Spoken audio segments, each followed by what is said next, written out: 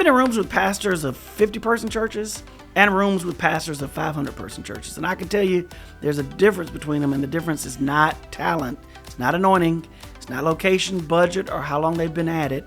The difference is about 5 specific things that growing churches do consistently and small churches either don't know about or just don't do. I'm going to walk you through all 5 today, and by the end of this video, you're going to know exactly which one is missing from your church right now. I'm Bishop Paul Harden. I took Dominion Church International from 20 people to over 300 people in under 2 years. And I've helped churches and pastors all across the country do the same. So let's get into it. Before I give you the 5 things I need to destroy a myth that's keeping a lot of pastors stuck. And the myth is this: big churches are big because they have more resources, more money, better facilities, a larger staff. And so the assumption is, if I just had what they have, I could do what they do. And that's backwards. They have those resources because of what they did when they didn't have those resources. Every large church you admire was once exactly the same size you are right now. The question is not what they have. The question is, what did they do? And the answer to that question is what this video is about. The first difference is how they approach getting new people in the room. A church of 50 is usually operating on hope that their members are inviting people. Hope that somebody drives by and sees the sign. Hope that the next sermon series brings somebody new. A church of 300 has a strategy. They know exactly how new people are going to find them. They have a system running in the background every single week, whether that's digital ads, community partnerships, or a structured invite culture that consistently fills the front row with new faces. They don't hope for visitors, they engineer them.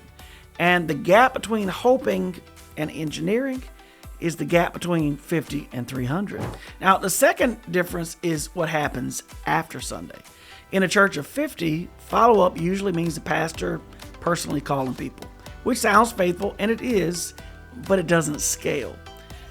When you're the follow-up system yourself, the follow-up only works when you have time, and pastors never have time. A church of 300 has a follow-up system that runs whether the pastor is in the office or not. First-time guests get a text within 24 hours, not from a robot, from a real person on the team. Every new person is tracked by name in a CRM, a customer relationship management software. The team knows exactly who came and who came back, who needs a touch point this week. The pastor doesn't run this, the system runs this.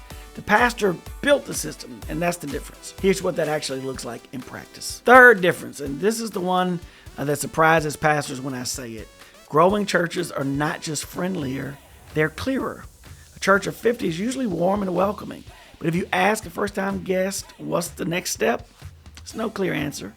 Come back Sunday, join a small group, get plugged in somewhere. It's vague. It's a bunch of things you could do. A church of 300 has a defined pathway, a specific process that moves someone from total stranger to fully engaged member in a sequence that everybody on the team understands. At Dominion, we call it Growth Track. 4 sessions: know, grow, stand, go. And every new person gets invited to it. Every leader knows it. Every ministry connects to it.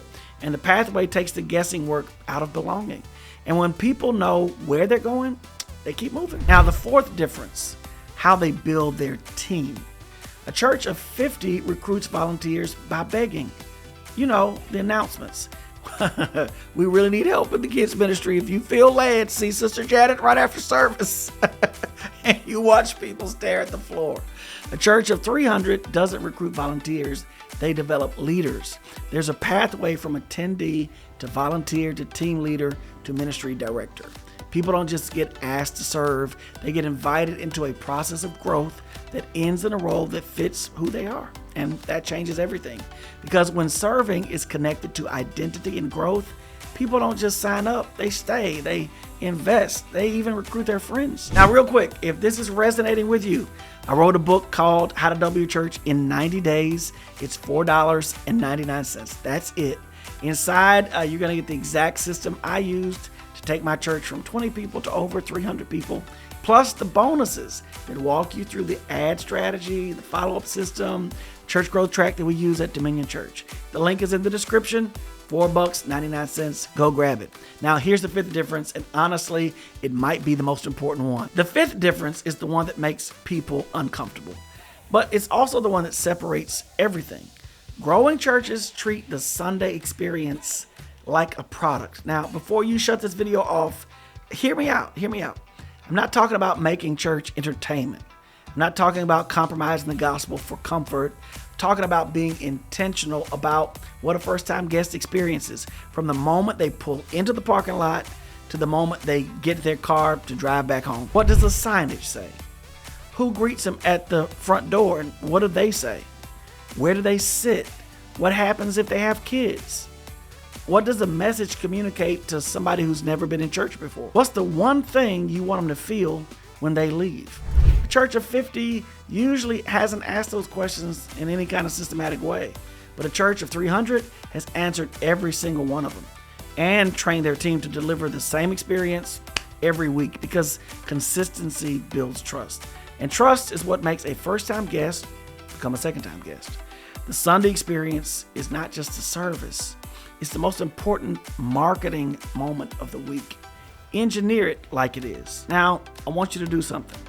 I want you to go back through those 5 differences. And I want you to be honest with yourself about which one is the weakest link. Is it your front door? Are new people finding you consistently? Or are you depending on word of mouth that's slowing down? Is it your follow-up? Do you have a system? Or is it dependent on whoever has energy that week? Is it your pathway? Can you hand a first-time guest a clear, simple next step right now? Is it your volunteer pipeline? Are people growing into leadership, or are you burning them out as your faithful few who are helping you get everything done? Is it your Sunday experience? Have you ever walked through your own front door as if you were a first-time visitor and actually evaluated what you saw? One of those 5 is the lid on your growth right now. Name it, because you can't fix what you refuse to diagnose. Now, here's the bottom line. The difference between a church of 50 and a church of 300, it's not a miracle. It's 5 systems built intentionally, run consistently, and improved over time. You don't need a bigger budget or a bigger team to start building. You need clarity on what to build and the courage to start. Grab the book, How to W Church in 90 Days, in the description. It walks you through every system I just described with the exact systems to build them in your church starting this week. And if you want to go deeper on the follow-up system, I broke down our entire follow-up sequence in the video right here. Go watch that next, and I'll see you there.